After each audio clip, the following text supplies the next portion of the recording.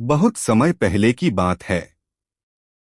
राजा अश्वपति की कोई संतान नहीं थी।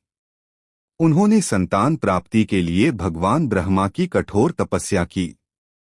अंततः देवी सावित्री ने उन्हें दर्शन दिए और वरदान दिया कि उनकी एक बुद्धिमान और सुंदर कन्या जन्म लेगी। उसका नाम रखा गया सावित्री। सावित्री बड़ी होकर अत्यंत रूपवती और विदुषी बनी। विवाह योग्य होने पर उन्होंने स्वयंवर की इच्छा जताई और योग्य वर की खोज में वन भ्रमण पर निकली। वहां उन्हें एक तपस्वी राजकुमार सत्यवान मिले। वे सत्य, धर्म और सेवा में रत थे, लेकिन दुर्भाग्य से उन्हें 1 वर्ष में मृत्यु का शाप था। सावित्री ने सत्यवान को ही अपना पति चुना, भले ही सभी ने चेतावनी दी। विवाह के बाद वह अपने ससुराल चली गईं और पति के साथ वन में रहने लगीं।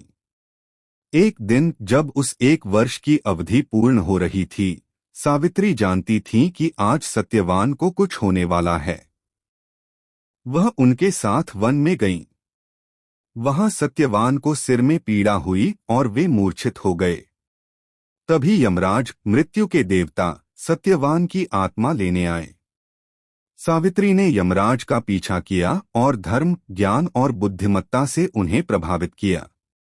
यमराज ने प्रसन्न होकर उसे 3 वरदान मांगने को कहा, परंतु सत्यवान का जीवन मांगने के सिवाय। सावित्री ने पहला वर मांगा, उसके ससुर का राज्य और दृष्टि लौटे। दूसरा वर, उसके पिता को 100 पुत्र हों।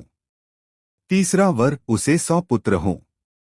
यमराज अचंभित हुए, क्योंकि अगर सत्यवान जीवित न रहा तो सावित्री 100 पुत्र कैसे पा सकती।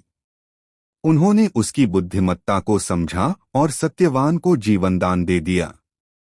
सत्यवान जीवित हो उठे और वे दोनों अपने राज्य लौटे। यह कथा यह सिखाती है कि सच्चा प्रेम, साहस और बुद्धिमत्ता से मृत्यु को भी हराया जा सकता है। ऐसी ही कहानी के लिए लाइक, शेयर और सब्सक्राइब करें।